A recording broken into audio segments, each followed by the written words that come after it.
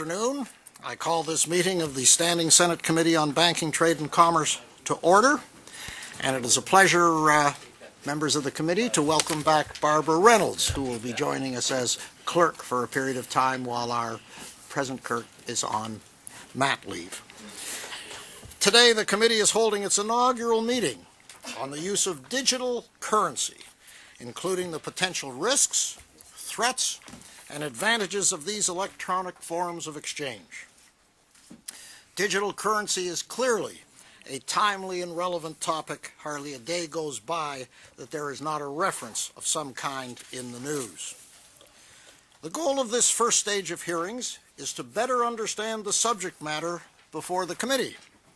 As I mentioned yesterday in the Senate, no government to date has defined what digital currency actually is, and this lack of definition has led to much confusion on how to deal with it.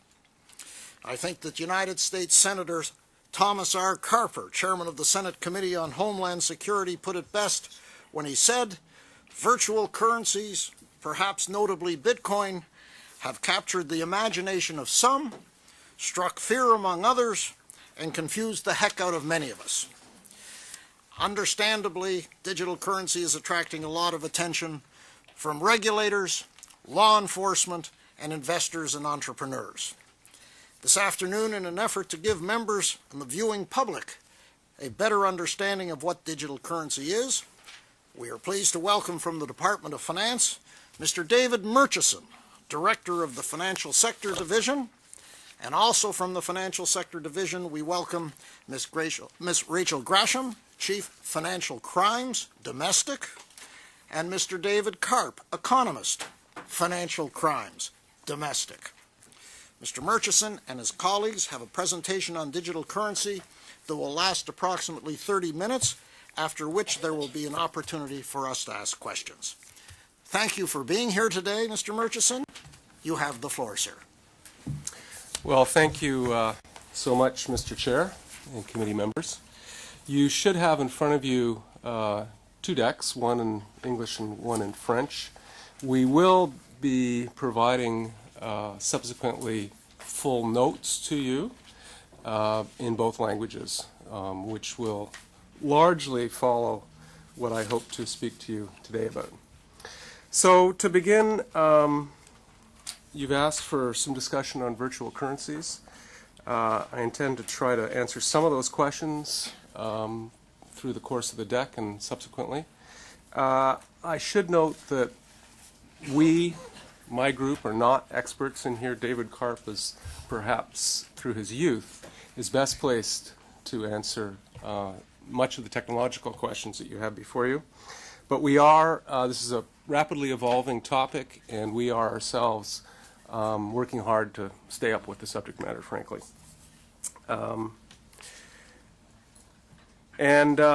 guess I would note that you are hearing from a variety of stakeholders, including the Bank of Canada. So recognizing in particular that the bank is in to see you, we've chosen not to spend a lot of time on the currency aspects, imagining that they will cover off most of that topic for you. That said, I'd propose on an overview basis to begin with describing to you what a virtual currency is, what types of virtual currency we see, quickly take you to what we think is probably of most interest to you, and that's Bitcoin, and that's a certain kind of virtual currency. Then what activities we're seeing in the virtual currency marketplace broadly, and what roles we see in those virtual currencies. Finally, turning to advantages and disadvantages, we see them, and then taking you through our current regulatory framework and how we see Bitcoin and virtual currencies fitting in, and what gaps we see in our framework today that we want to address in forms of next steps in the near term. So if that all sounds reasonable, I'd propose to jump in on slide 3, beginning with what is a virtual currency. And I will try to do this in 30 minutes, but I fear that I'll be slightly over. So, Mr. Chair, you should put your gavel down if I'm taking too long, and ask me to speed up. So, slide 3, what is a virtual currency. As I've noted, this is a rapidly evolving area. There are no universally agreed to definitions here. So part of the exercise for us early on is to describe to you what we mean by virtual currency, and we choose to do that in the next few slides. The topic, as I say, is quite broad. Depending on the definition one uses, it can be including both electronic representations of national currencies, as well as what I will refer to as virtual currencies.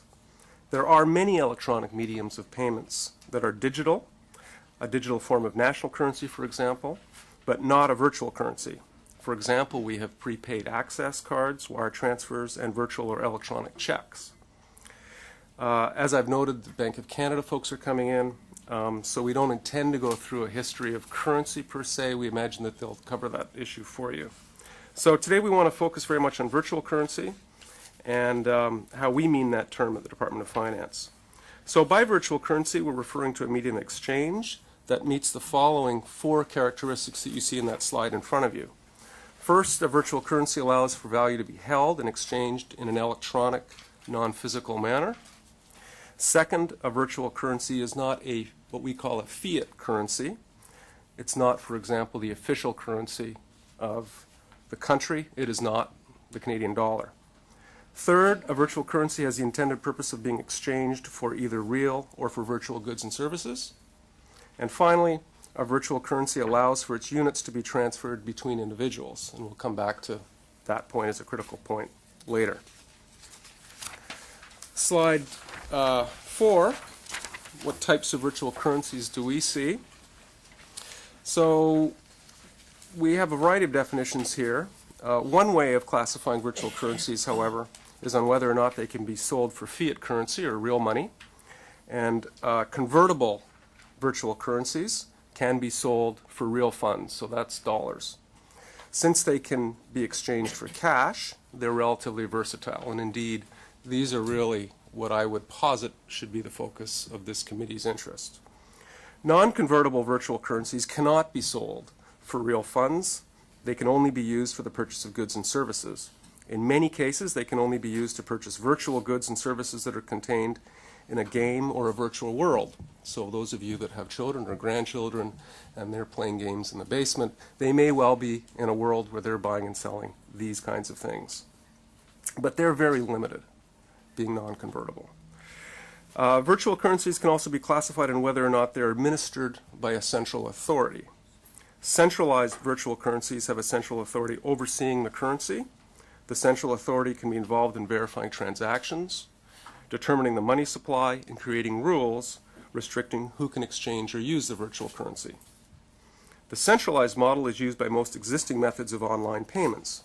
For example, if you buy something with your credit card online, the financial institution that issues your credit card verifies that the merchant you have, with the merchant, that you have the funds available to buy the particular product you're interested in. Decentralized virtual currencies, by comparison, have no such central authority. These virtual currencies typically operate through a peer-to-peer process where there is no trusted third party to verify the transaction. Indeed, and we'll see that that's what we're talking about when we talk about Bitcoin. It's a peer-to-peer network. Slide 5. Convertible virtual currencies. These can be exchanged for cash. Excuse me, Mr. Chairman. Yeah. If as we go along in this learning phase, if we have any questions, is it appropriate we ask them now, or would you wish us to wait? We're here to best answer your questions, so that should be entirely I how don't you want would to take him prefer. off the track that he's leading us through. Perhaps it might be helpful to let him go through the betcha. entire, Mr. Murchison, go through the entire presentation, if you wouldn't mind, Senator Black. But I know you'll have a good question, so don't let it. Write it down there. We'll get back to you. Thank you.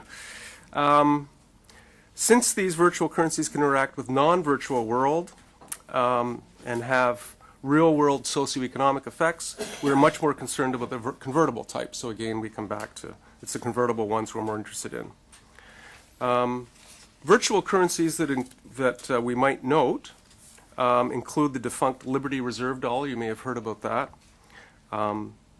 PQNIX, I think I've pronounced that right, David, which is a virtual currency that purports to be backed by gold, and Linden Dollars, which is used in an online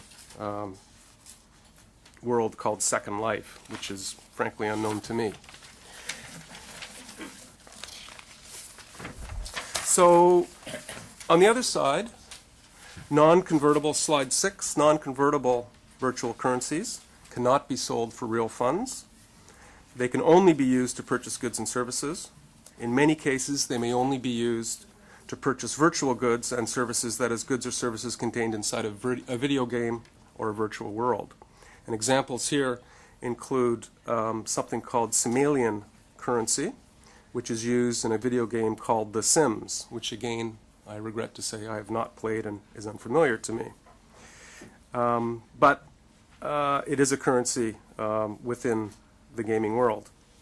Another non-convertible virtual currency is in the world of Warcraft, which you may have heard about. That's a well-known game, which is used in an the online game that we've noted here. So again, most of this is within the video gaming world.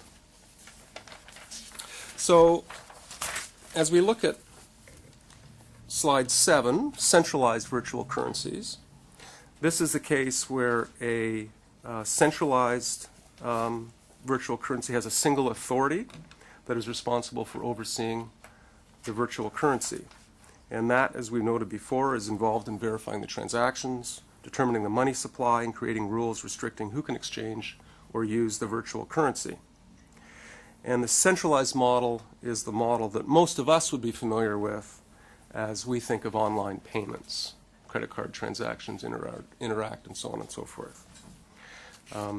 Again, as we noted before, if you use your credit card, your financial institution issues the credit card to you, verifying that the merchant that you have the funds available to buy that product. Slide 8, decentralized virtual currency. And again, this is probably of most interest to you. These currencies typically operate through a peer-to-peer process. With Bitcoin, for example, there is no centralized authority that verifies that a person wanting to send funds actually has enough Bitcoins to spend. Rather, when someone makes a transaction here, they broadcast that transaction to the entire network of users, and the transaction is recorded in a very large ledger, which continually gets bigger and bigger, otherwise called a blockchain. And these transactions are verified through a process called mining, which is also the same process that is used to create new coins and increasing the money supply. This money supply, in the case of Bitcoin, is determined, as in most of these, by a mathematical formulation. And so again, there's no central authority that could print more Bitcoins if it wanted to. There are other examples of virtual currency that we've noted. One is Litecoin, which operates very similar to Bitcoin. So slide 9 now just summarizes the previous slides into a chart form and shows you the intersect of convertible, non-convertible, centralized, decentralized.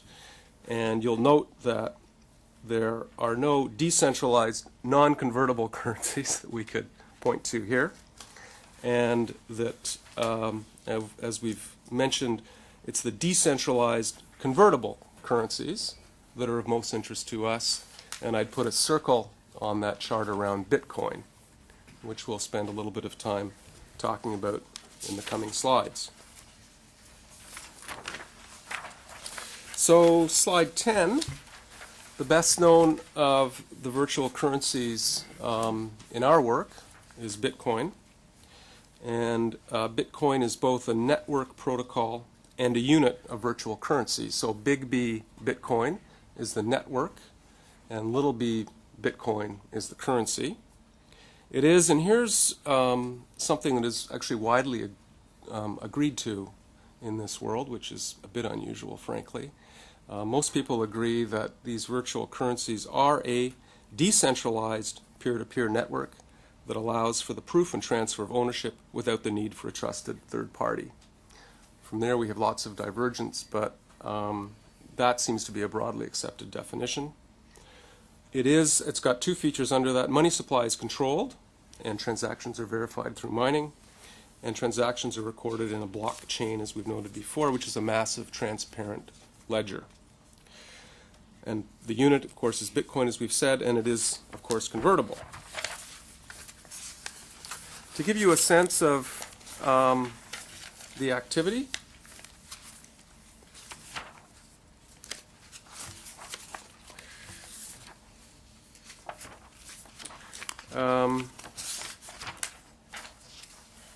we have on slide 11 some statistics for you. Bitcoin market capitalization. This is where we've taken the outstanding number of Bitcoins and what its current daily market value is. And that would give you a number of something like $8.4 billion, which would be a good-sized company, were it to be a company. Would certainly list on a senior exchange. It would be substantially less than Apple, which would have a market capitalization of $490 billion, but nonetheless, these are big numbers. There are about 100 exchanges globally, of which we have about 10 in Canada. The world's first Bitcoin ATM went into Vancouver in November of 2013, I see from notes here, David. Since then, we've had a number of other Canadian cities, including Ottawa. I'm not sure where that is, David, but David could tell you where the Bitcoin machine is in Ottawa if you're interested in transacting there. In any case, there's a number of other Canadian cities that have followed. Most exchanges are either a stock exchange style or a currency exchange style. We find about 1,500 merchants globally who are prepared to transact with Bitcoins. Some 200 are listed in Canada. It is most commonly used perhaps for online gambling as a currency, but it is popular with online retailers, particularly in the tech sector. And you'll see that we've put a couple of names there for you. Overstock.com is a popular site, WordPress, Zynga, Tesla, which is the electric automotive company, Virgin Galactic, which I suspect is mostly about marketing, but anyway. And then we have seen a proliferation of virtual currency-related businesses. These include payment processing services, prepaid cards, consultants, legal services, and special interest groups promoting virtual currency usage.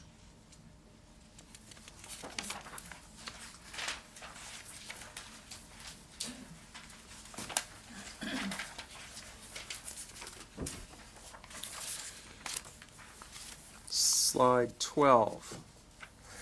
Virtual currencies are borderless in nature. They are transacted online, so when you look at a particular transaction, we don't know what country the transaction took place in, nor what nationalities the parties are. And as such, it's difficult actually to get an indication of the amount of virtual currency activity directly in Canada. However, we can say that it's a topic of great interest. I get a lot of calls on it. It would be one of the #1 media calls coming into the department these days. It tends to ebb and flow, but it would be certainly top one of 3 coming in these days. We note that the Canadian Virtual Exchange, which is one of the major virtual currency exchanges in Canada, claims to have traded more than $80 million worth of virtual currency to date. Although that is a small figure if you compare it to foreign exchange numbers, where daily foreign exchange turnover is billions of dollars, many billions of dollars. A couple of other things to note: the ATM that we mentioned before in Vancouver processed roughly $1 million in transactions in its first month of operations. This is a machine that takes in cash and spits out Bitcoins. So that's a reasonable amount of cash if you think about it. That's correct. These are not machines that are hooked up to a payment network. So it's not hooked up to a bank or Interac. It's only taking cash. With you, so that we can see it. We actually in the back of your deck, I think we have in the annex a. Do I have that right, David? Page 26. You'll see a receipt for a Bitcoin, and that actually shows a transaction between two of my staff. One who's sitting at the back of the room and one who's sitting to my left. The Jonathan is in the back of the room. And they sent a very modest amount of Bitcoin to one another through a company called Vertex, which Mr. Chair is affiliated with Larry O'Brien, that we were having a chat about at the start of former Mayor of Ottawa, who's now in this business, who expressed some interest in talking to the committee about that business. So. The committee here. We have to be very cautious. Anyway, that's probably the best example. There are coins, but they're really just facsimiles of the same information put into a coin format.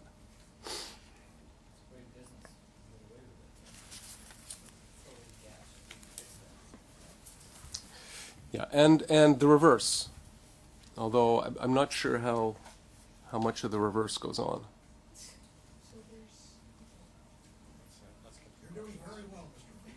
Keep it up, boy. Okay. All right. You've got our interest. So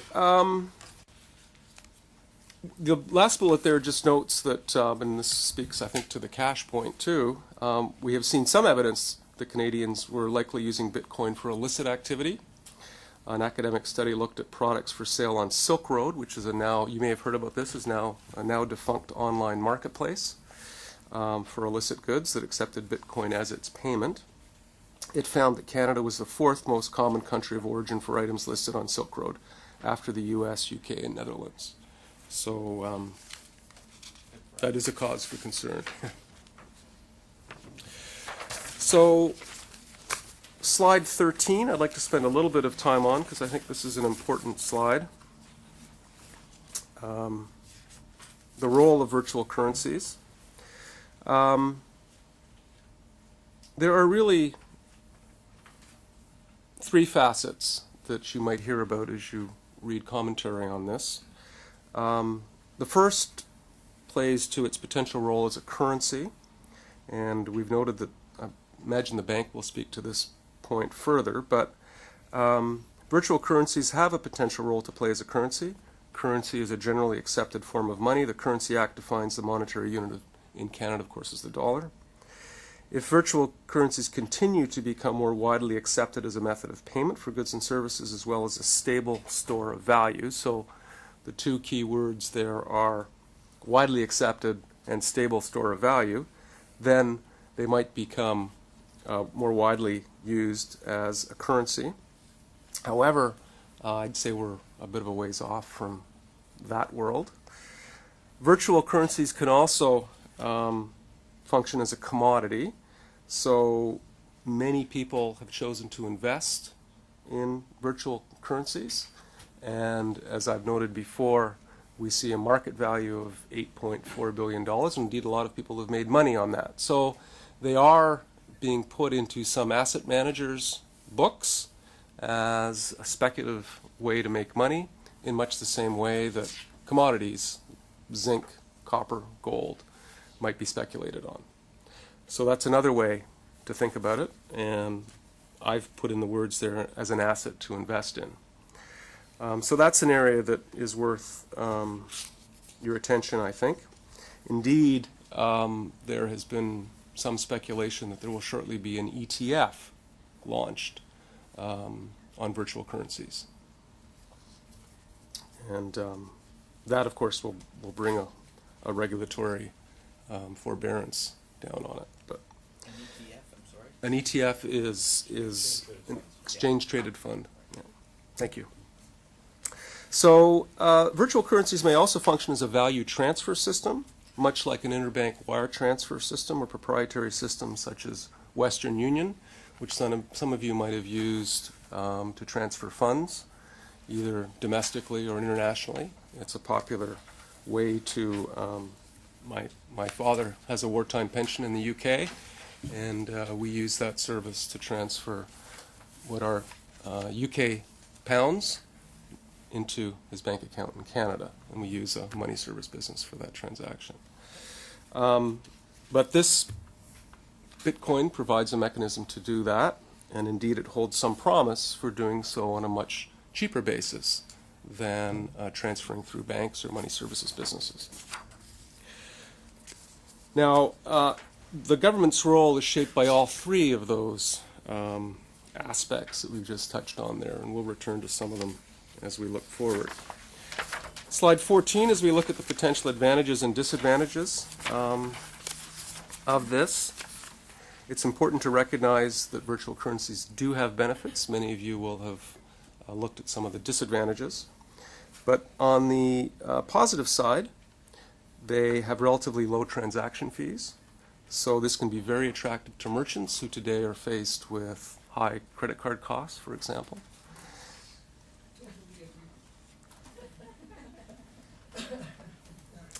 I would note that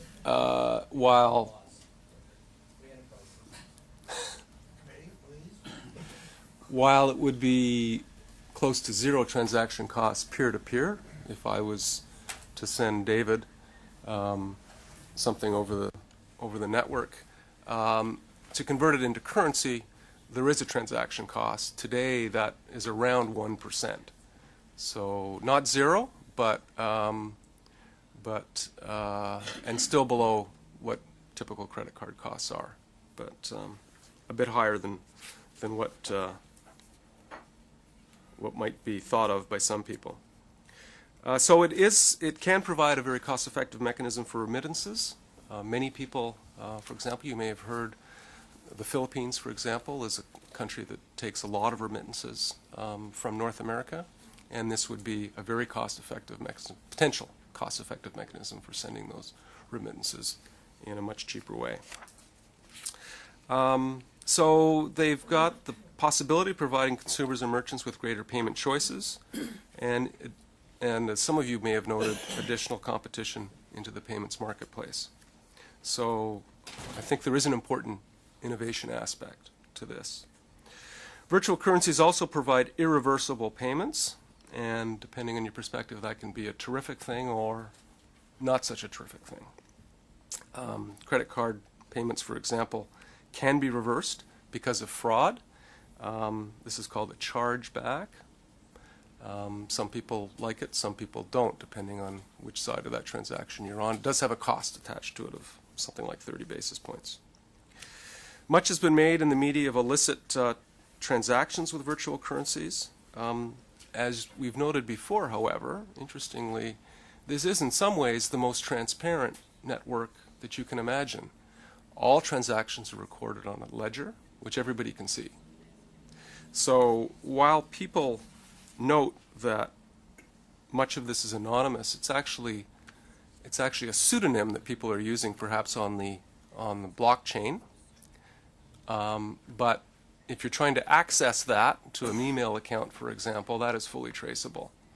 So it would be hard to mask yourself in accessing money out of this network. So we've noted the vehicle for innovation. That's the last point that I would point to on the advantages side. On the disadvantages side, no surprise, very vulnerable to exploitation for money laundering or terrorist financing. Some of you, I could see, were thinking of cash going into a vending machine. That's obviously one place to look.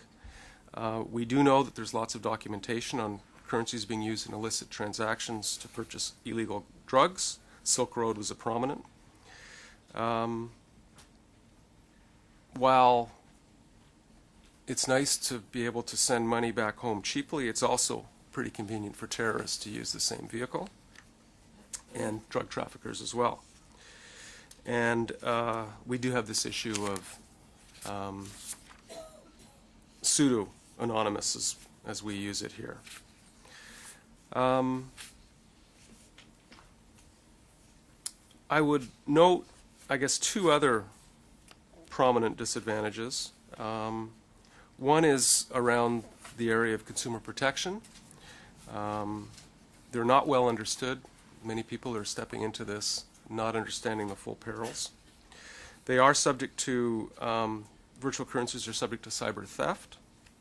Hackers can steal virtual currencies in the same way that they can hack into your computer. And you may have heard reports about Mt. Gox recently, which was a large Bitcoin exchange which has had quite a substantial hacking and stolen property. They're not subject to deposit insurance, of course, and they are subject to massive volatility. So in January 2013, one Bitcoin was about $13. 1 year later, it was $745. At one point last year, it was $1,300. So as a medium of exchange, it has volatility attached to it. The final point you'll see there is a relatively lengthy transaction verification process. So while we noted that relative to a credit card payment, it would be much less, a credit card payment is nonetheless quite quick. A transaction on Bitcoin can take up to 10 minutes as it grinds through a verification of that long chain. So that might not matter for money that you're sending from one country to another. It might matter a lot at Christmas time if you're standing paying for presents. So that's an issue. The next section I would turn to is, so how do we think about this within our regulatory framework? And as we turn to that area, we think about it from a number of perspectives. One is our currency legislation. Another is anti-money laundering, and we've talked to this committee in the past about that. Consumer protection, taxation, and then payment system oversight. And I'd like to turn to each of these individually if I could, as I seek to, I'm already over my time, Mr. Chair, I see. Okay. So on the currency side, the Currency Act defines the monetary unit of Canada as the dollar, of course. It contains provisions governing legal tender and currency, defines what constitutes a current coin or note in Canada, and we have both the Royal Canadian Mint under this, as we do the Bank of Canada, one for coins and one for notes. None of these laws, currently anyway, apply to, nor do they restrict the use of virtual currencies in transactions in Canada.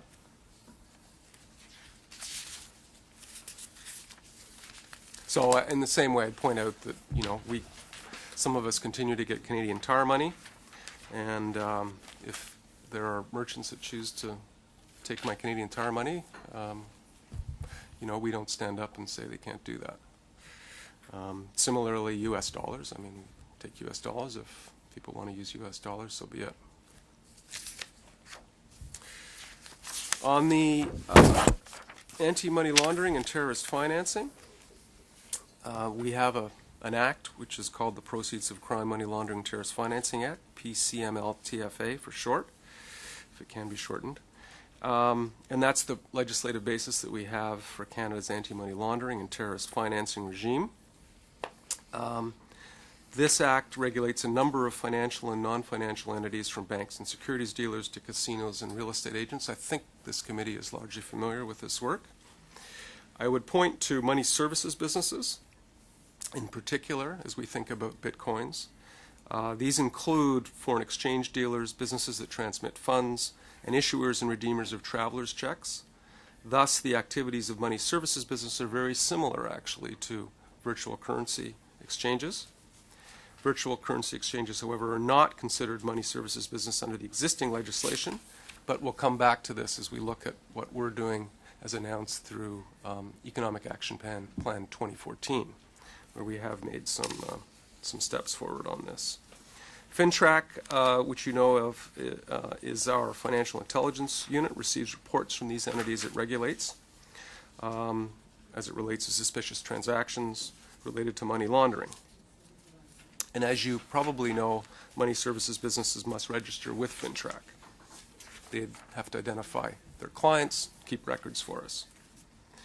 So this is a legislative framework which is consistent with international standards, provides key tools to help detect and deter and prevent money laundering. And I'll come back to that, as I say, in a minute. Finally, we would look at consumer protection. This is slide 18 now. We would look at products and services offered by federally regulated financial institutions.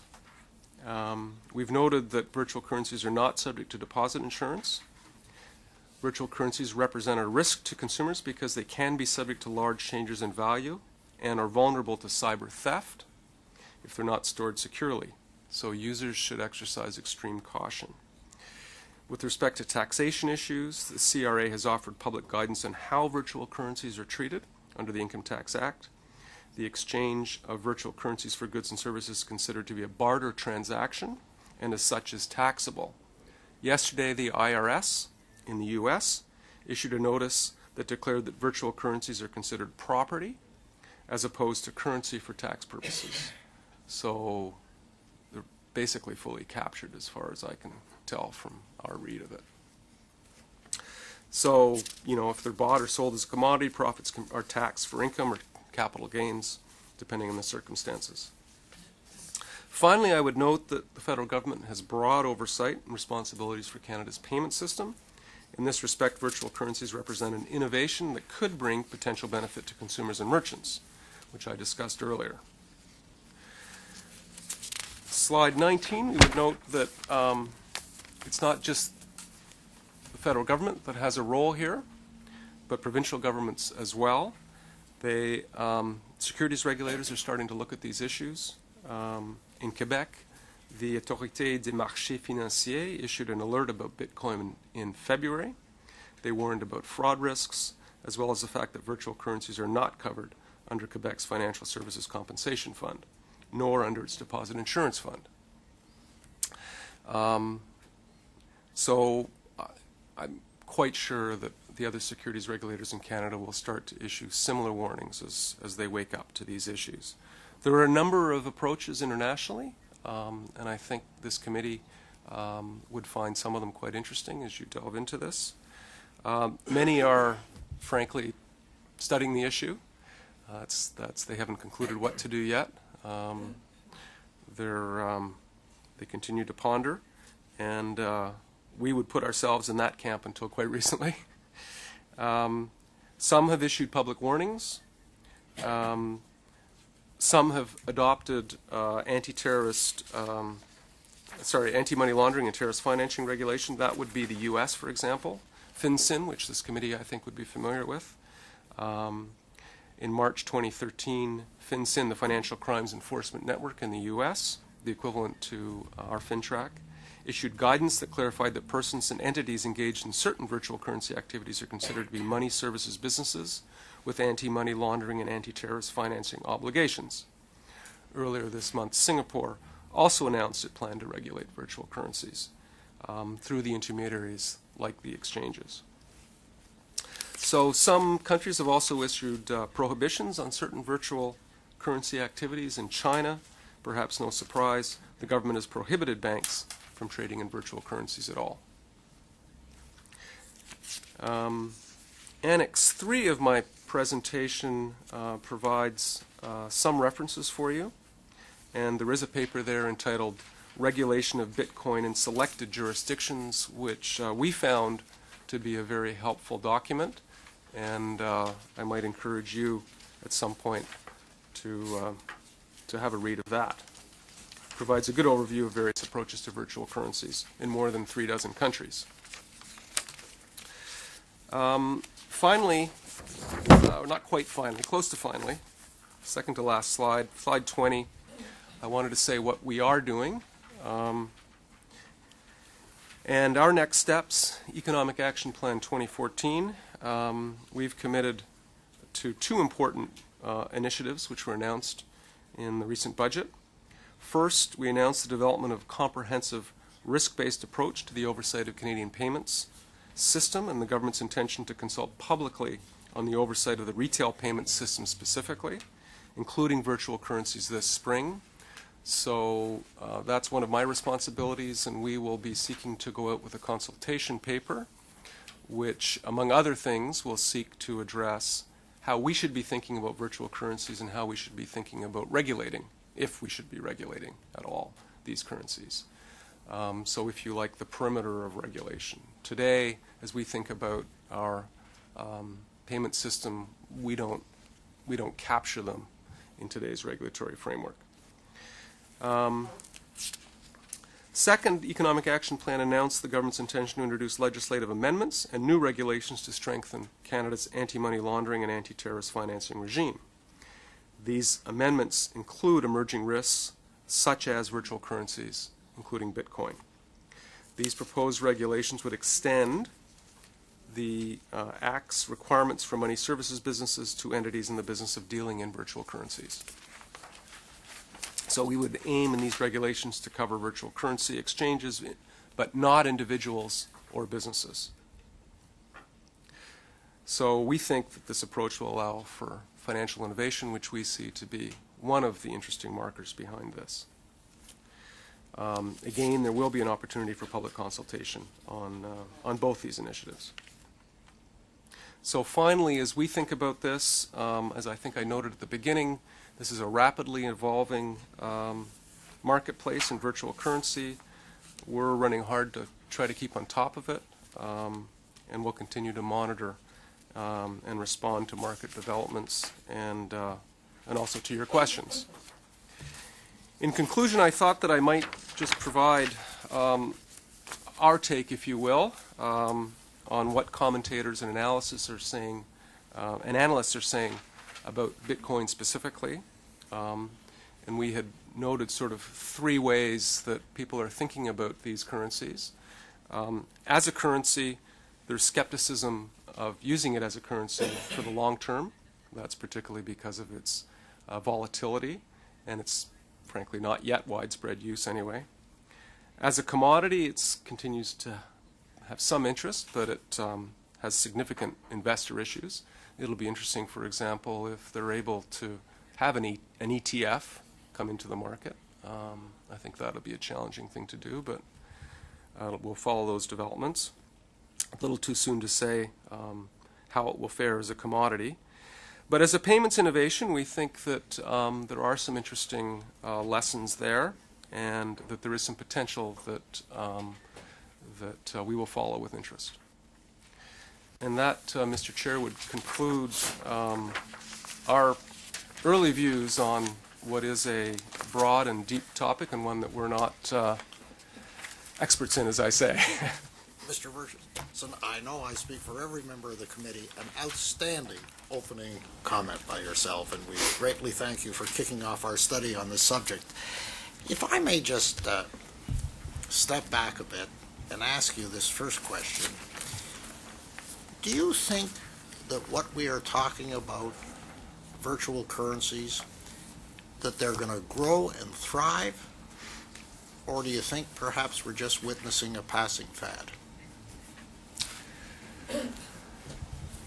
Oh, I think, I guess from the number of calls that I'm getting and from the interest that we're seeing in the marketplace, I'm relatively recently into my job.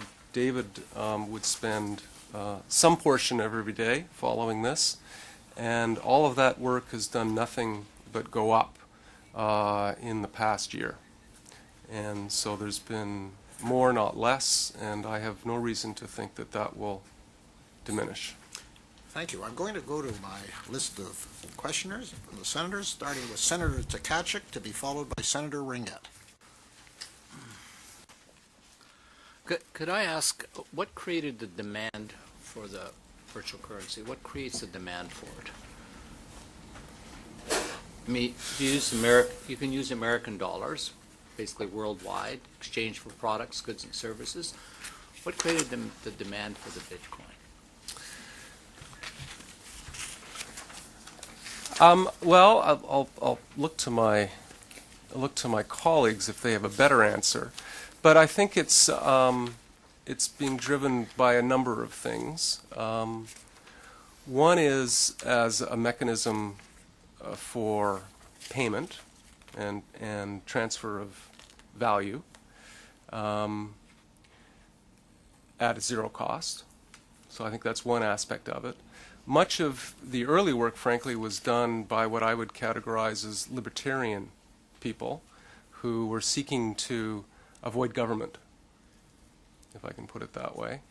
And the individual, the mythological individual who invented Bitcoin did so, as far as I can tell, in part for those libertarian values of getting out from under government and government's thumb on the money supply.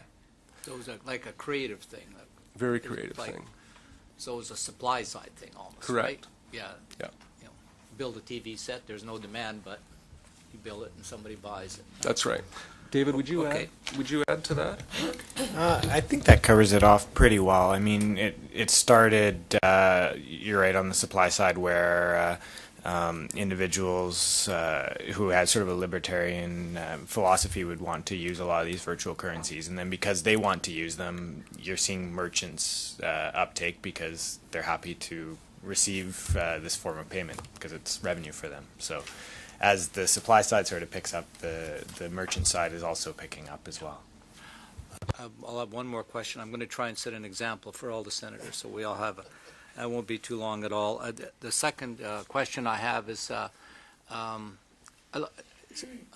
was thinking about this because of our discussion here, sort of like points, you know, because we kind of have currency in points with, you know, Amex or Aeroplan or all of these different cards. We actually take these points and then buy stuff with them, right? They don't have, and they're stored virtually, really, and digitally, and you just process them, and you know, kind of don't know where it goes or where I know where it comes from, but the same, someone's issuing it. Who's issuing this, and how do they So when I buy say a airplane ticket, and I receive so many points, or on a credit card, I receive so many points. There's a decision made. Someone's making a decision about how much to issue. Who decides on Bitcoin how many Bitcoins to issue, right? Because if you issue too many, it'll have no value. How is that decision made? I'll let David answer that question because it's about mining. Yes. And it's about the fact that one of the attributes that the early adopters liked was no one had a thumb on the money supply, and there is a finite amount of Bitcoin that is available. And David will take you through Help me how that works. Help me how to mine virtually, David. It's essentially, an algorithm for the decentralized virtual currencies that have no central authority. It's predetermined by an algorithm. It's predictable. People who use the currency know how many units are going to be issued. So I believe with Bitcoin, it'll cap out at 21 million Bitcoins, if I'm not mistaken. So the new Bitcoins are issued as transactions are verified. They're essentially a reward for people who have successfully verified transactions, to give people an incentive to verify Bitcoin transactions. Yeah, I think that. So one of the reasons. Sorry. I'm trying to understand it. One of the reasons that the transaction takes the 10 minutes that it does is because of the computing power to verify the transaction through a long chain of previous people that have transacted. And that's done through a network of people. And to incent that network of people to verify that transaction, they're compensated by getting a Bitcoin, which is, if you like, mined. So that's the process for... You're receiving, excuse me, a portion of a Bitcoin rather than a new Bitcoin. So there's 21 million I'm sorry. Yeah. finish No, the I just, If someone wants there's to follow it up, I'm 21 done. I'm good with million it. of them. This will all be. And I'm just wondering, so within the 21 million, each time there's a transaction and new bitcoins are generated, they are generated with respect to the cap. So what you're receiving is a slice of the total. Is that right? Not And, exactly. more so- slices? Not exactly. So the 21 is the maximum that will be reached, and we're not there today. So I think today we're in the neighborhood of 15 million bitcoins or so. And so you actually do get new bitcoins when you successfully verify transactions. So you would get, I believe it's 25 bitcoin right now if you successfully verify a transaction. Go around, I mean, we've got great enthusiasm for this. Senator Ringett to be followed by Senator Black, who will be followed by, Thank you, right Chair. there, Senator Massicotte. Can we go to your slide 26 and the example that's in there? Am I to believe that 0.27 Bitcoin is equal to 186 Canadian dollars? That's correct, yes. That's correct. So not only is that does it have its own value market, it also assigns a value to a regulated currency, Canadian dollars. Isn't that how?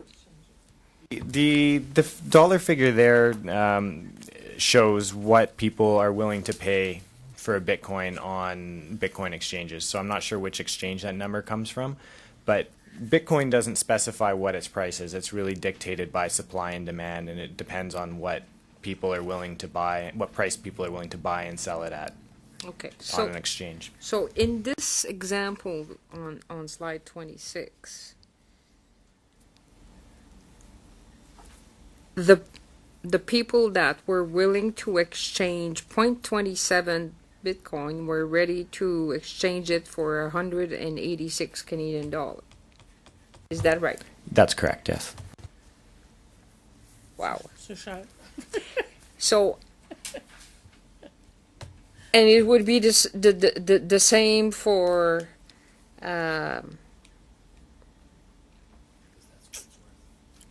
no, let me go back. For instance, a merchant selling, I don't know, let's say a barbecue. And that merchant will say, okay, it's online. You can buy it for 270 Canadian dollars or 0.30 Bitcoin. Would that work like that? Because then the merchant will be setting the exchange rate. Yes, not the system. Yeah, it would work like that in many circumstances. I mean, some websites would only sell products denominated in Bitcoin. They wouldn't accept other currencies, but many merchants would accept both, and they could set the price in either currency. Wow. So, okay, I know everyone wants to question, so this has potential to become a universal currency then.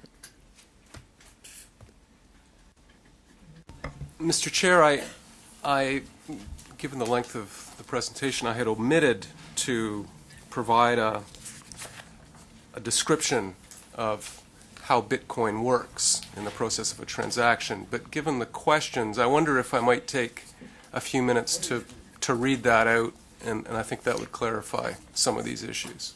Can you Is that- just answer if it has the potential to be a universal currency? Sure. I mean, yes, I think it's got, sure. Potentially, yeah. of the committee Just- that yes. we will I have a mean- presentation on how the Bitcoin actually works? Does that I guess some satisfactory? have more experience than others. I think that would be helpful. Mr. Murchison, the floor is yours again. So,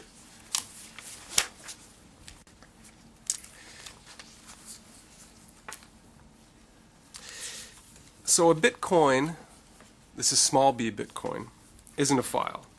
It's not something that can be downloaded or deleted from your computer. In that sense, it's abstract. A Bitcoin is just a number that is associated with a Bitcoin address, which is a little bit like a bank account. Bitcoin, as we've noted, uses a decentralized, peer-to-peer network that allows for the proof and transfer of ownership without the need for a trusted third party. This network facilitates the verification of transactions, which is one of Bitcoin's most innovative characteristics. It is important to be able to verify transactions to ensure that once someone sends a Bitcoin to another person, they don't try to double spend that same Bitcoin by trying to send that same Bitcoin to a second person. With traditional payments, this verification is done through a central authority. For an online payment, for example, like a bill payment, my bank verifies to the payee that there are enough funds in my bank account to pay the bill. With Bitcoin, the verification process is decentralized. When I send a Bitcoin to someone else, I essentially broadcast that transaction to everyone else who uses Bitcoin. It's like posting a transaction on a public bulletin board for everybody to see. Because all the transactions are public, you can see the history of each Bitcoin to ensure that it isn't double spent.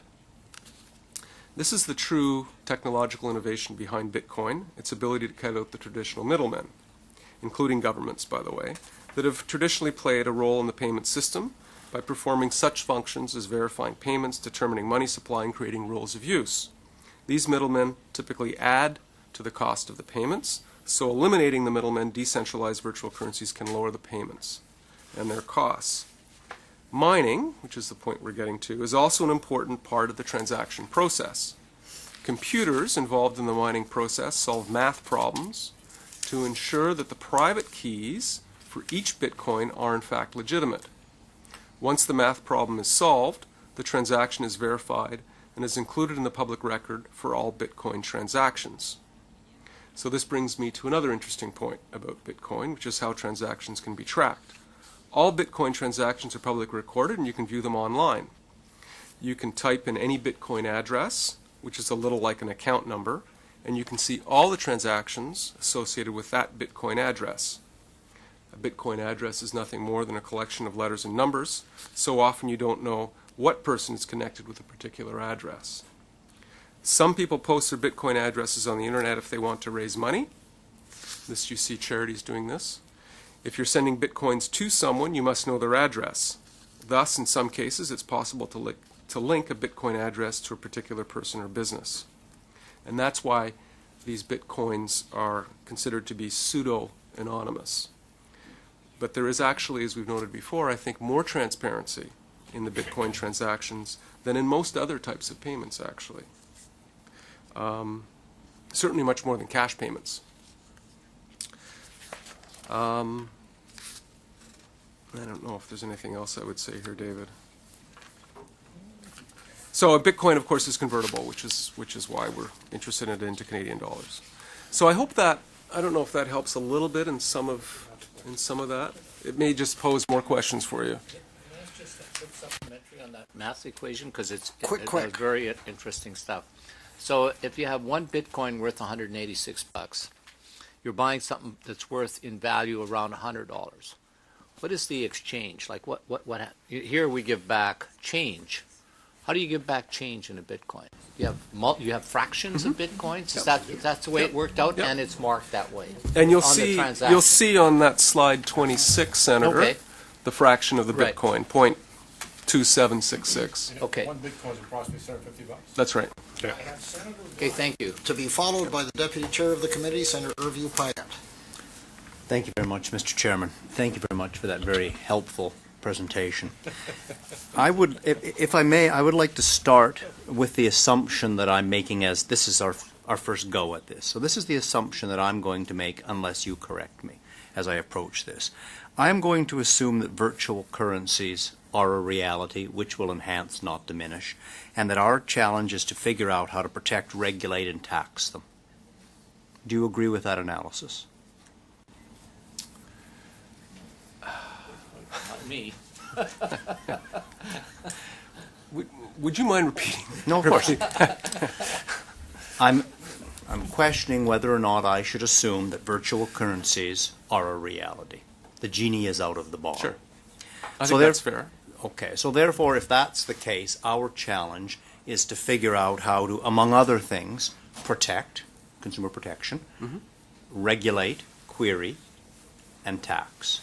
Query.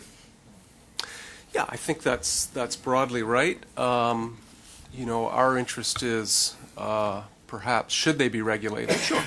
Lots of questions around it all. I don't think it's Okay. it's necessarily they will be regulated. We've identified certainly in our money laundering terrorist financing legislation that we think they should be captured, at least on the money service business side. But at the same time, I think I've tried to highlight to this committee some of the innovative aspects, which I think, frankly, should be promoted for a more competitive economy. Well, this is helpful, so we can kind of set the rules of engagement. But if I took the initial assumption, look, we've got to just stop this wave right now, you would look at me and say, what are you thinking? I think there are enough advantages to suggest to you that we should not automatically jump in and regulate. Thank you very much. I have three specific questions on your deck, Mr. Chairman, if that's appropriate. In respect of your description that you just gave, and it comes on pages 4 and pages 8, I understood, and it could easily be wrong, but I think I heard you say that the transactions between parties are not able to be certified or verified. And my very rudimentary understanding is that there was, in fact, a way through miners, or whatever the terms are, to in fact verify a transaction. So did I misunderstand what you said? They're verifiable, and that's Right, that's good. the ledger. That's the You bet. central ledger, which is really central to the Because that's network. very important. That's Very important. Absolutely. Yeah. So there is And a that's- way somehow to capture this and therefore potentially regulate or expose or whatever, recognizing there's problems. But I wanted to just understand that point. On page 11, Did you want to say something, David? I'm sorry. If I may, I think the distinction on slide 4 and 8 was between the centralized and decentralized. So with centralized, I see. it depends who verifies it. So with a centralized virtual currency, there's a central authority that verifies it. And with a decentralized virtual currency, it's the network. It's everybody who's using it, the miners that verify it. But there is a verification. But the verification You bet. occurs in both cases. Good, okay. I wanted to make sure I misunderstand that. Can you just talk to us for a moment as to the role of an exchange here? Slide 11. I mean, I understand a stock exchange, I understand how that works, but what is the role of an exchange in this world of the virtual currency? Well, it's playing really the same role that a stock exchange plays or a foreign exchange plays. It is, in this case, converting bitcoins into currency, into fiat currency for you. So Canadian that's dollars. the only time I would use an exchange, or anyone would use an exchange, is to convert bitcoins to currency or vice versa. Yeah, more or less. I mean, you can exchange other types of virtual currency besides Bitcoin, and there are some exchanges, I believe, that allow you to exchange one type of virtual currency for another, but more or less, yes. Okay, so when you say there's 100 globally, these are like exchange facilities? Okay, got it. Thank you very much. they're almost all virtual exchanges. Slide It's 21. not like a stock exchange floor of old. Got it. Yeah, thank you very much. Slide 21, and it's just a technical question, but I want to understand that how could a Bitcoin be a commodity of any value if it wasn't used as a currency? How are those 2 points separated? You're saying as a currency there's skepticism on its long-term viability. Fine, question mark. But perhaps there's a value as a commodity because there's significant investor issues. but how could it be a commodity if it didn't have a use? Well, I mean it as commodity, as in an asset that one might imagine buying, much like one might imagine buying gold or zinc or silver. But if the commodity had no use, i.e. it wasn't a currency, it wouldn't be a very valuable commodity. Correct. Okay, fair enough. Are you aware, and David, perhaps are you aware of that Kwan University lectures on Bitcoin? Do you know what I'm talking about? I've heard of Kwan University, but I wasn't aware they had any lectures on Okay, Bitcoin. well, you no. might check those, and if you thought they had value, I'd recommend, Mr. Chairman, to the committee. They're you sit down with your iPad. There's a very clear person talking about the properties of Bitcoin, and it is really helpful. But I would like to know whether you would bless it, because if you bless it, I'm going to recommend it to the committee. Well, thank you Because I very did much. it, and I thought, oh, that's interesting, and I understood it more or less.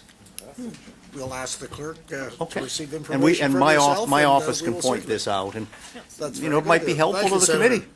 Thank you. You might have a look, though, too, to see, and if you think it's not helpful or baloney, you should let us know that, too. Thank you, Senator Black. The Deputy Chair of the Committee, Senator Vieux Payette. Monsieur le Président, bienvenue.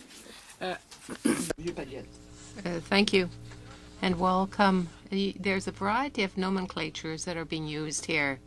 Is there a nomenclature that could be related to something like monopoly money, something that distinguishes it as being used only in gaming? Because I see Bitcoin here and Life. What was the name of that? Litecoin. Are these the only two that have a financial value, a money value that can be exchanged for currency? Pecunix, Dollar Linden Reserve 30. Is this real? Does that have any financial value? Page 9.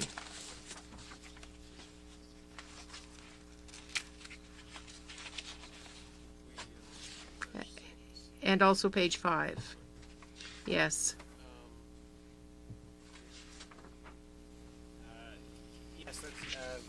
Like everything that is convertible, that term, any virtual currency that's convertible can be converted back for Canadian fiat currency, be it Canadian dollars, U.S. dollars, etc. So those currencies, Linden dollars, Pecunix, Liberty Reserve is now defunct. Those could absolutely be converted back into real currency, and so they have a monetary value attached to them. Et actuellement, ça vaut pas des milliards comme And at present, they're not worth billions like Bitcoin is now. They're much smaller. No. I have a question.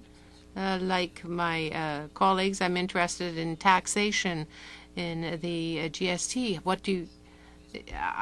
are those air mile points taxable? Are air miles taxable?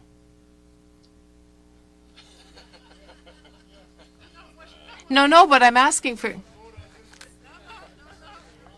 No. I want the truth, the whole truth, and nothing but. Honestly, Senator, I actually don't know the answer to the question, but in any case, I would be inclined to duck it. Non, je pose la question parce que dans les transactions, I'm asking you the question because in transactions with bitcoins, normally speaking, there would be the GST or the TVQ that would have to be attached to it. I think that is the first major advantage that I can see for those who would want to use it. Yeah, I come from a little community, and when I was young, the doctor in my village delivered a child for 2 chickens. So it seems to me that was a good thing. People didn't have to pay tax. People didn't have to pay income tax. It seems that made sense, and it was advantageous on a fiscal plan. But in terms of innovation and so on, is it the G20 that's going to be dealing with this, that's going to be discussing this to try to find an international formula that might well work? Because if not, it's just a free-for-all. I'm not aware of this being on The agenda, it's certainly an active agenda item on the FATF, the Financial Action Task Force internationally. But that's the only forum that I know where it's had much currency. Et l'OCDE non plus. No. Oh, c'est quand même. No, not the OECD either. Oh, well, it's interesting. No. And when you trade monies, when you change currencies, if you like, well, in Canada we use Canadian dollars, and if I go to Italy, I pay something that is 250,000 lira. And I see 0.0001 bitcoins. Is that what that would represent? Because essentially, monies, all the various currencies don't have the same value. And then you've got a Bitcoin. Is that going to always hold the same value, or is it going to be changing up and down as well? What is the case with that? Now you have euros versus the Canadian dollar, or the Canadian dollar versus the U.S. dollar. We're at 89 point something now, and the year with respect to the exchange on the euro and the Canadian dollar, it's 59 point something. How can I do this type of juggling? How can I figure out the exchange between Bitcoin and, say, when I travel, and something else? How will they do that? Will they give me the price in a Bitcoin? I mean, in terms of Bitcoin? An exchange, if you were in Italy, you would go to an exchange in Italy, and if you wanted to convert to a local currency, it would give you a price to do that. In the same way that we've quoted you some numbers in Canada. Okay. So now I don't actually know if there is an exchange in Italy, but there's 100 globally, so my guess is there probably is one. Okay. Merci. Ben, je pense que je commence à comprendre. I think I'm just beginning to understand the goal, and also to understand the fact that for people who want to launder money or to avoid tax, it represents quite an advantage.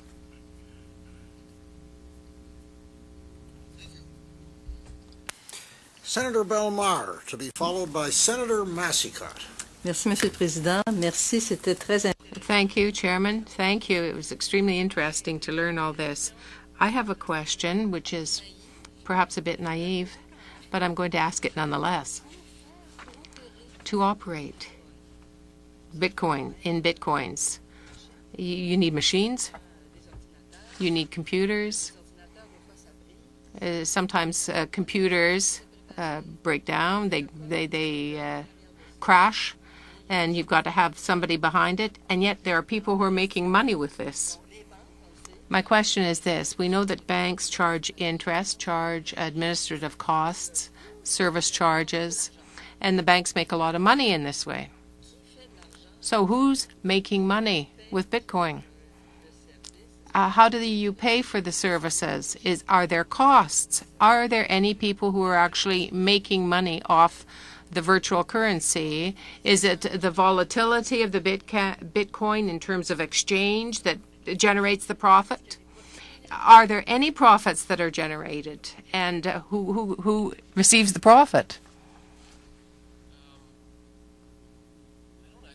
The full answer to that question.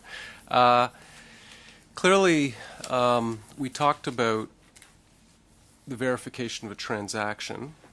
Those people that are involved in verifying that transaction through the use of computing power have compensation in the form of a Bitcoin, or fractions of a Bitcoin, which are paid back to them during that process. So they are compensated at that time. Otherwise, the compensation is in the form of the commodity and whether that appreciates. So if I was smart enough to have taken a Bitcoin from a vending machine a year ago and held on to it, I would be a much wealthier man today than I am. I didn't do that, actually. But equally, there will be people who have lost money in that commodity trade. But I think the network wasn't envisaged as a business that was to generate profit. I think that would be the point that I would make. It was generated by someone who was interested in math and in the ability to make it, and not in its potential as a business. Like the internet, not unlike the internet. That's exactly right. L'argent se fait par des frais. So there are user costs, but that there's a potential for profit via the fluctuations in the value of the Bitcoin. Well, I should clarify. So we have the network, what we've been calling capital B Bitcoin. But in order to, much like the internet in the early days, if you recall, there's this protocol language. But it wasn't until, in my case, Google came around and allowed me to have an interface that allowed me to access that in a reasonable way that it became useful for me. In the same way, we have a variety of businesses that are popping up to give you that interface, and the exchanges are providing that interface as well. They are all in business to make money, and so they are charging those. So when I choose to take my Bitcoin and convert it into Canadian dollars, I'm being charged a transaction for that, and I think we suggested it ranges between 0.5% and 1.5%. So those people are in the business to make money. The network itself was, much like the internet, I think, as one of the senators have posited, it's a network. Merci. Thank you. Senator Bellemare. Senator Massicotte, to be followed by Senator Green. Thank you, Chair. Chair, if you permit me, being conscious we're being televised, am I correct in saying that? That's correct. Then I just want to explain to the public that we must appear very naive and ignorant, but I just want to tell the public that we know all the answers to the question. We're just trying to make sure our witnesses know their stuff. Well, thank you very much. I'm going to go back to just a basic question where Senator Tkachuk, Senator Green, we're all trying to get it. How is this created? We got $8.4 billion in circulation. I'm just simplistic. It seems to me at the very beginning, somebody says, I'm going to create this money. I'm going to put $100 or $100,000 and then create. Somebody's got to be a sponsor. Somebody has to, because eventually those Bitcoins will be converted to merchandise. And the fellow selling the merchandise, he wants cash. So am I correct in saying if there's $8.4 billion out there, collectively they spent 8.4, forget inflation of the currency, forget the currency speculation and conversion, there is that kind of money sponsoring that system. Is that correct? A bit like the central bank would do? I mean, there's seigneurial rights, money sitting there someplace, no? Well, I think the numbers on daily transaction values would suggest about $375 million is being transacted every day. But what's the amount of Bitcoin sitting out there today? So we have an outstanding number of Bitcoins of, how much is it? 8? I think it's around 7.3 now. It was, I think, about 7.3, and today the market value is $700 and some odd dollars, which is the number. So if you forget the appreciation value, that's the speculation aspect. Exactly. Is that correct to say that there's $7 billion of currency of some country was put in this system to support that? No, because I think the value that Bitcoin gets is strictly from what people are willing to pay for it. So at the current price that people are willing to pay for one Bitcoin, if you multiplied that by the number of Bitcoins in circulation, you get 7.3 billion. Yeah. But that could potentially change tomorrow if everybody Agreed. decided they weren't willing to pay for it. But if you forget the fluctuation, when you first start off, I went to some bank or someplace, I put cash in. If you forget I know the fluctuation, and it looks like it went up in value a lot, so if you presume it went up by value 100%, they take half the amount. But that means somebody put up a lot of cash, no?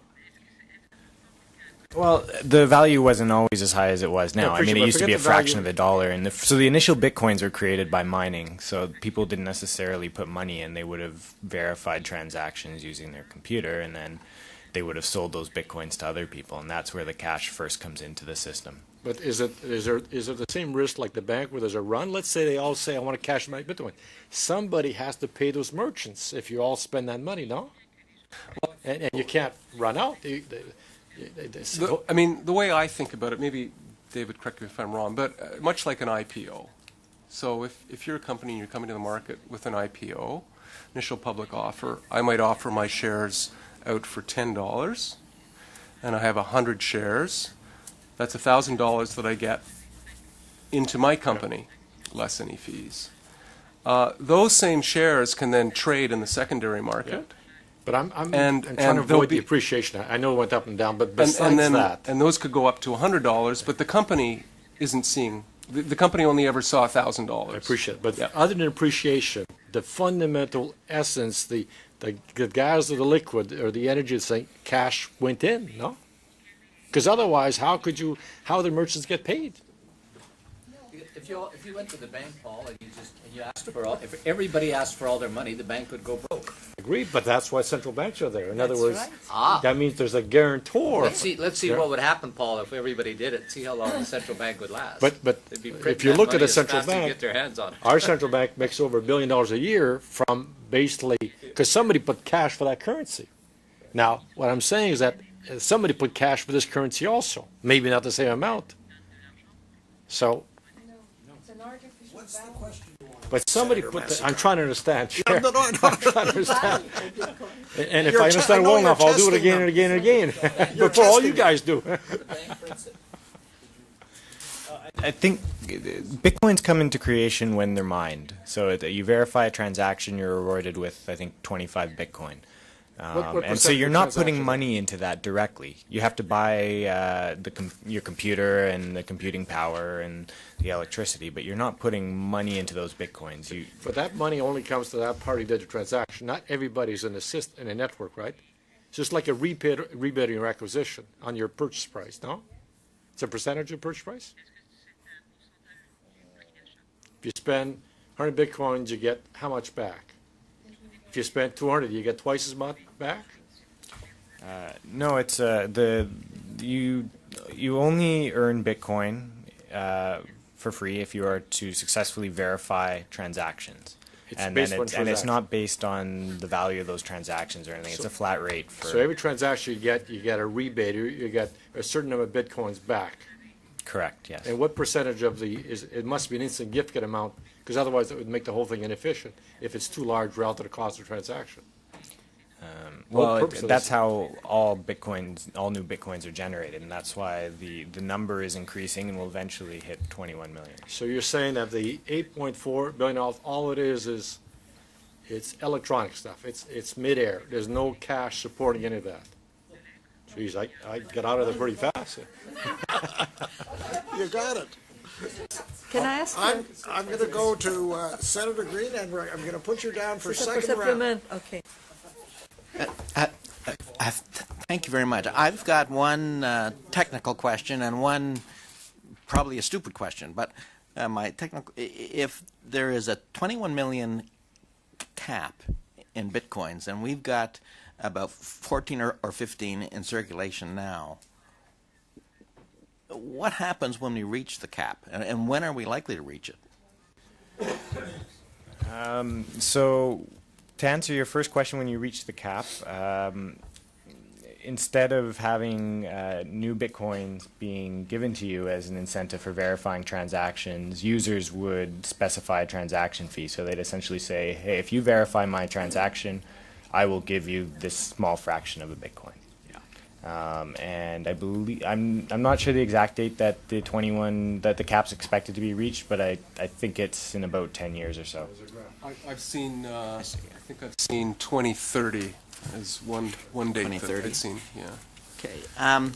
The second one, I'm a little reluctant to ask it, actually, because on one level, to me, it sounds a little ridiculous. But we all know that inflation is part of the currency system we have now. Some governments inflate their currencies for a reason, and they do it on purpose, and others at other times try to get rid of it and keep it as low as possible, etc. Is there any inflation, as we know it, as we can define it, in relation to traditional currencies? Is there any inflation in the Bitcoin? And if there isn't, and I tend to think there isn't, then isn't that another advantage of a Bitcoin? Yes. Okay.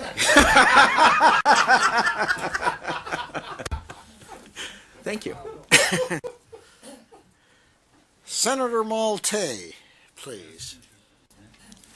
Monsieur Kraft. Thank you, Chairman. You have repeated that miners created bitcoins. Did I understand you correctly? Newsweek doesn't agree with you, though, because they say that it's Mr. Satoshi who in 2014, March 2014, that's not very long ago, they published a long article revealing the identity of the Bitcoin, Mr. Nakamoto Michuki, a Japanese gentleman who of some 64 years of age who created Bitcoin. Do you really know who created Bitcoin? What's the truth here?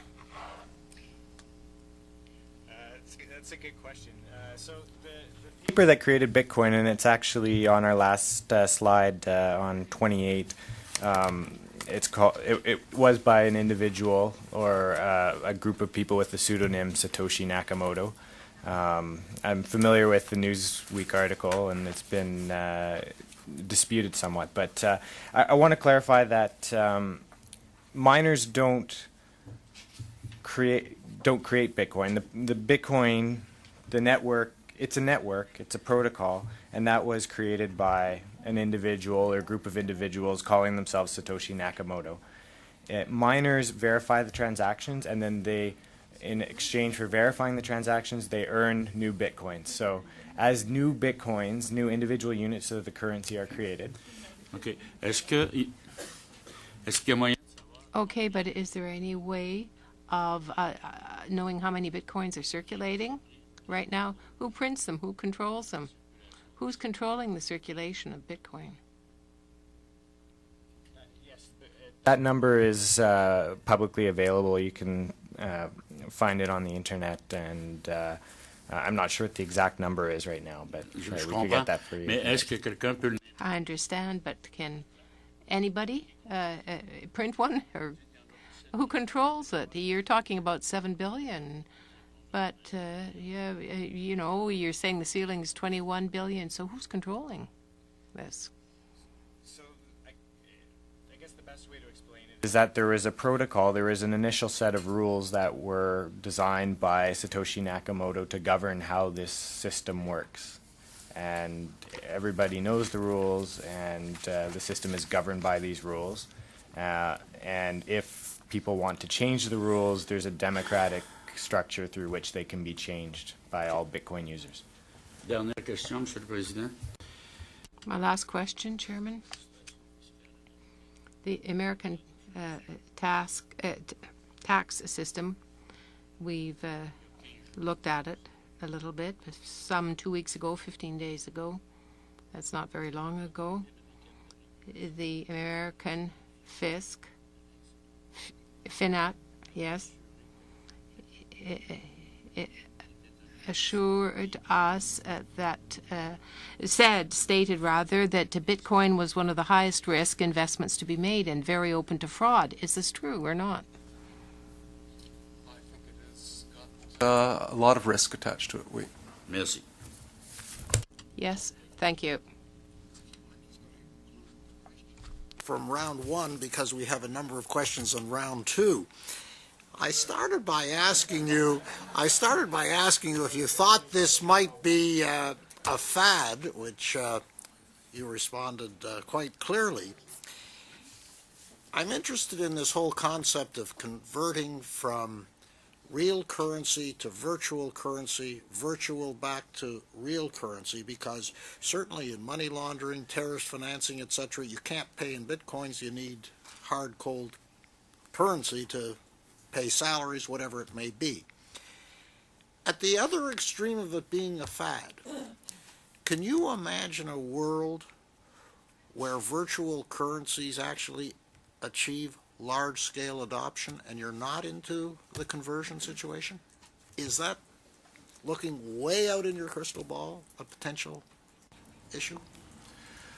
I'd have to say that as I tried to conclude on the last page, and this is really just summarizing other analysts and commentary I've read, I think that that would appear to be unlikely at this time.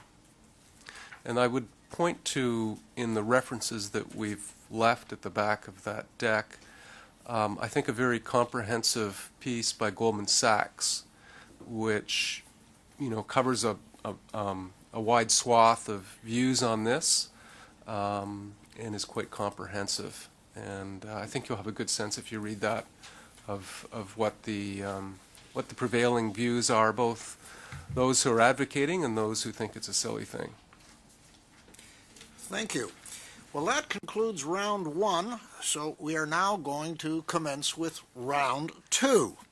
And I'm sorry, I have a question in round one. Senator Rivard, please. Merci, Monsieur le Président. Toujours dans... Thank you, Chairman. I'm still in round one, am I not? I want to ask my question.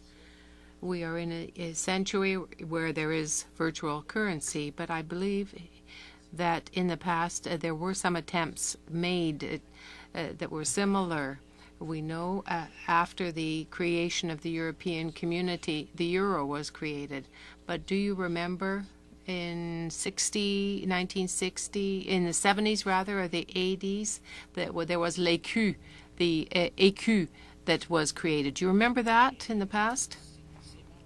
It died of its own death pretty quickly. Certainly, there was a menu. At that time, when you traveled in France, if you looked at a menu, you had the value in French francs and also in écu. And the idea behind it was that there'd be a common money for all the countries of Europe. And really, that just it didn't work at all.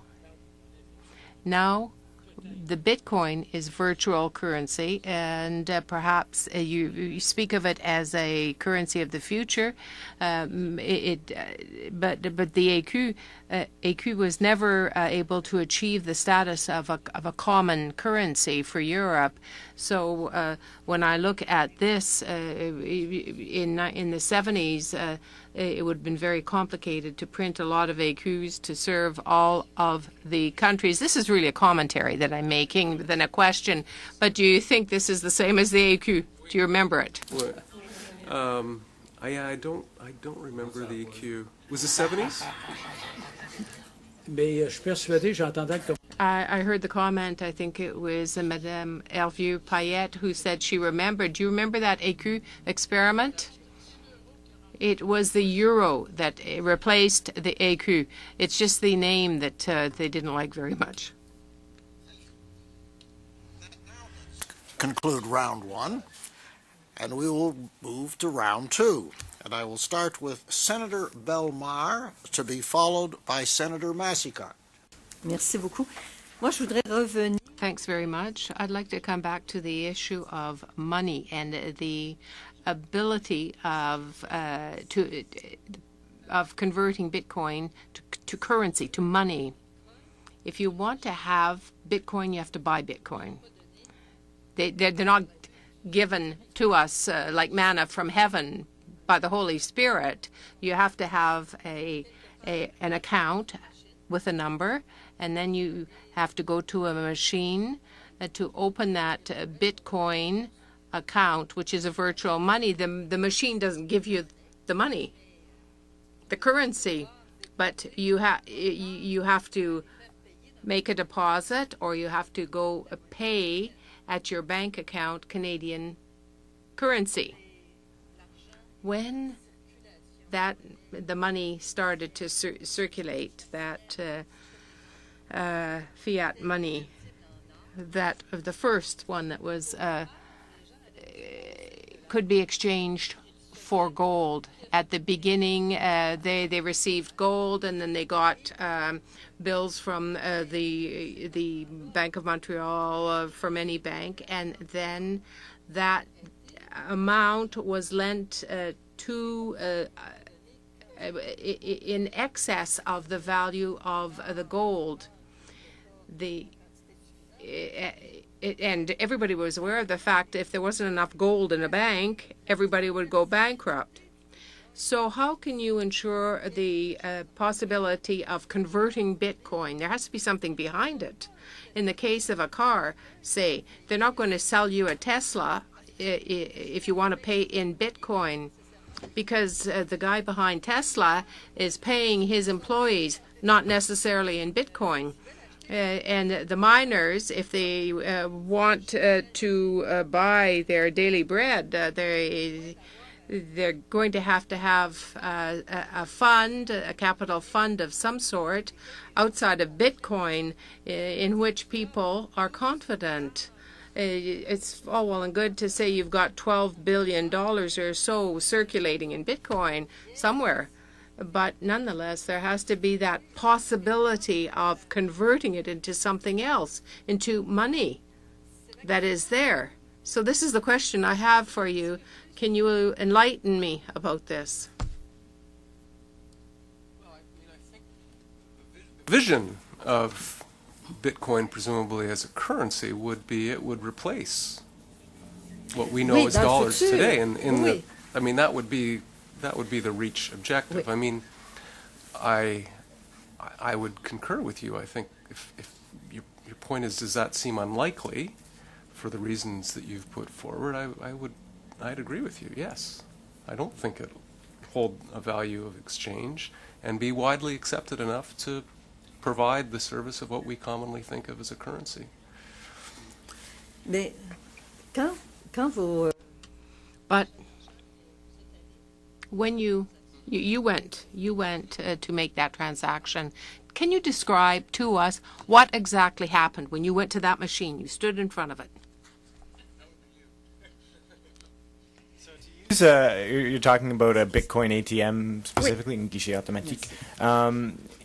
Yeah, so you go to the machine and you type in how much Bitcoin you want to buy in Canadian dollars, and then it takes money into a slot, like a vending machine, exactement, and then it sends the money to your cell phone. So I have, you can get an application for your cell phone, which is actually what's on slide 26. That's a screenshot from a Bitcoin application. So in the top right corner there, that's what's called a QR code. So the machine will actually scan the QR code on your cell phone so it knows which address to send the Bitcoins to, and then it'll send you the Bitcoins to that address. et la machine a pris l'argent. And the machine took your money. Exactly.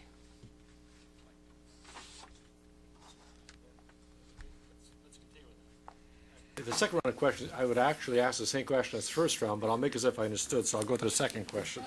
But, so the money, let's follow the money. Now, the machine has this money. What does it do with it?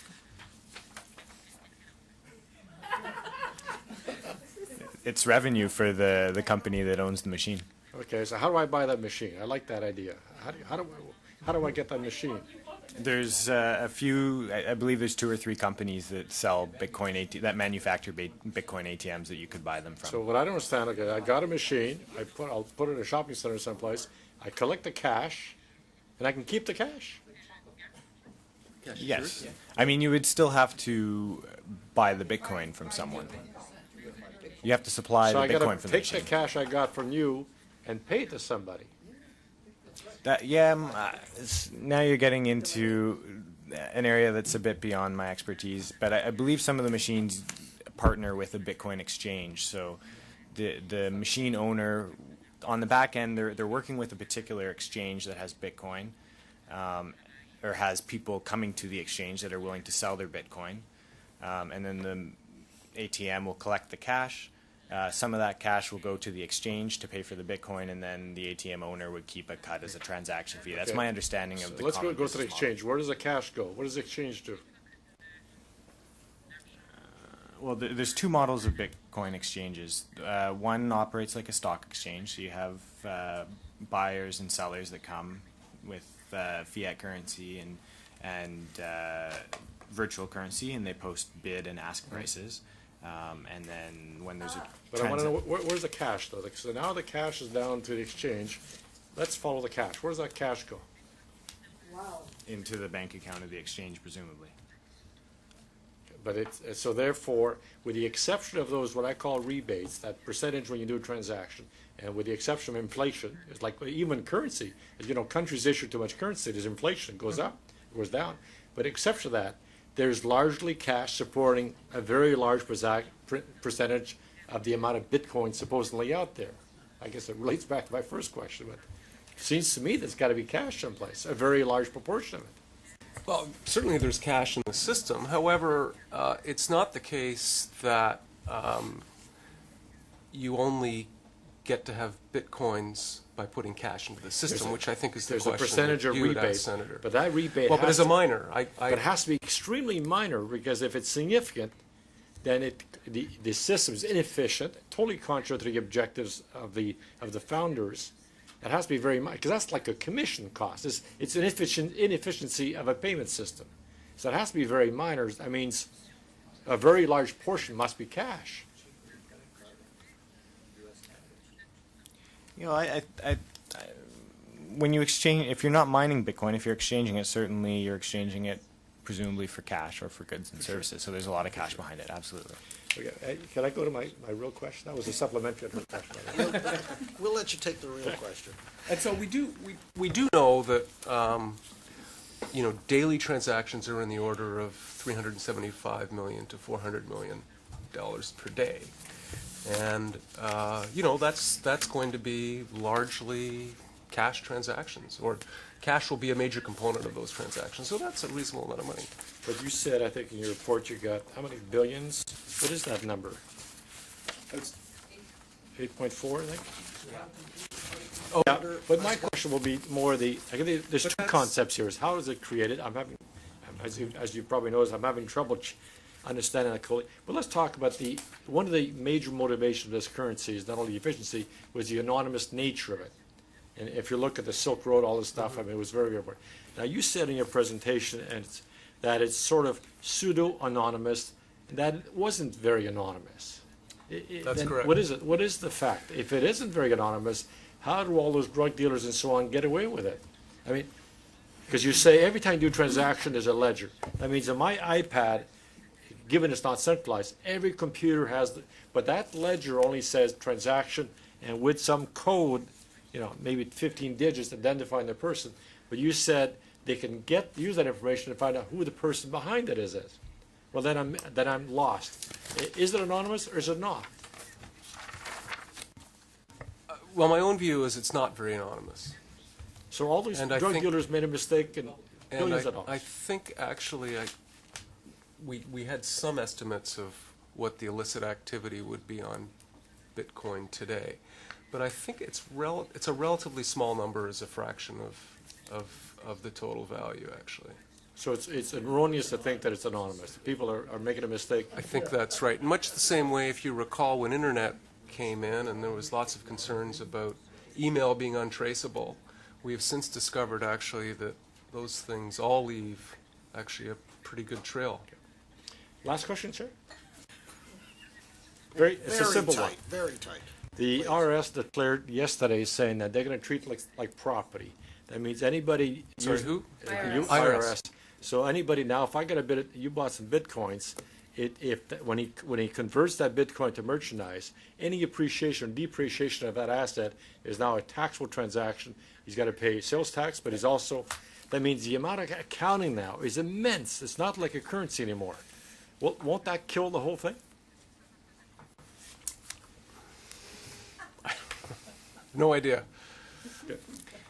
But it certainly will, I would imagine that it will put a dampener on it. Thank you. Thank you, Chair. Senator Green. Thank you very much. I'm interested in your answer to a question that Senator Balmer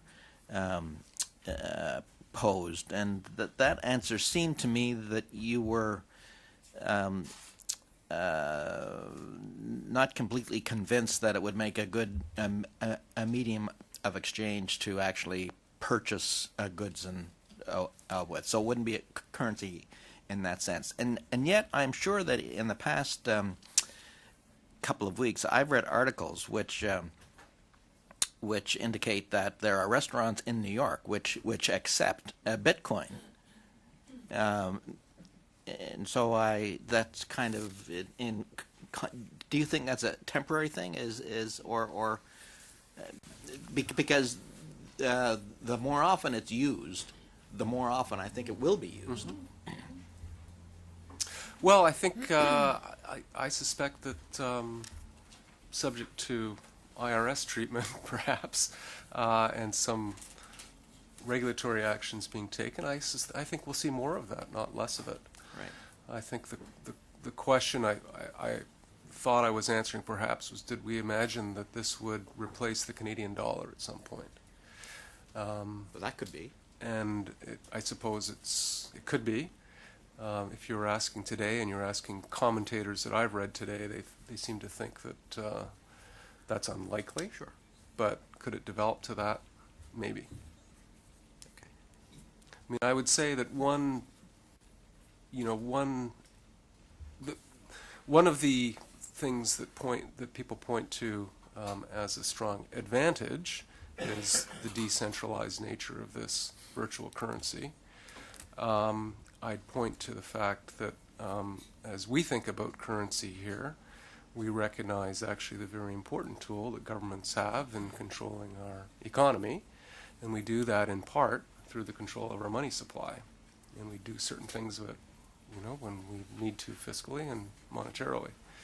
And that's an important lever that I think governments would be concerned about losing in this world. Can I have one more? Sure, a small one. Do you see? This is again probably a naive question, but in terms of your what you've the discussion about the future of Bitcoin and whether or not it can replace national currencies in the short run. Of course not, but who knows in the long run. Do you see it in some way potentially as a more efficient transaction method than the currencies we have now around the world? In that, I wouldn't think of it as on the currency side as much as a payment system. I think it's got the potential. Right. Yeah. I think it's got some interesting potential as a payment system.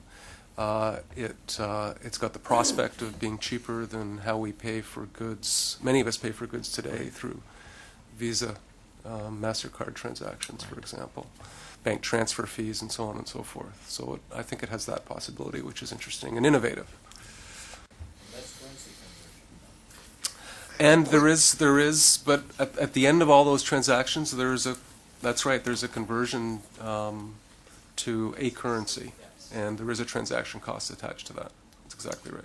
Senator Belmar. Yes, just to conclude on the convertibility of the system. Il y a des bourses, il y a 100 bourses à l'échelle mondiale. There are 100 exchanges worldwide. And to follow the money, when you put the money in the machine, and you have an account and so on. But could there be exchange rates that could be convertible but would vary from one exchange to another? Does it depend on what there is in the machine? You open your account, and if somebody wants to convert his Bitcoin into dollars, won't that depend on the quantity of people who have bought Bitcoins and who want to exchange them? Is that how it works? So, Au Canada, on a 10. In Canada, you say we have 10 exchanges? 10 exchanges, and the exchange rate can vary from one exchange to another, can it not? From one of the 10 to the other 9. Je comprends comment ça fonctionne. Sure. Senator Now I understand how it works. In the same way that it would, if I go to the exchange down on the corner here, or if I go to the exchange at the airport, it fluctuates, minute by minute on world markets, and it depends, of course, as well on the transaction side. A concluding question. Si je paie mes impôts, If I pay my taxes in Bitcoin, what happens? As Senator Bellemare has just said, inaudible, if part of from my exchange, I send something to the Department of Finance, but there is a difference of X amount of dollars, you're going to send me a statement, aren't you? Yet, I paid you in good money. It's not my fault if it devalued between the time I sent it to you and the time you received it. So what happens in that case? Take your Bitcoins to pay your taxes. But don't take it personal.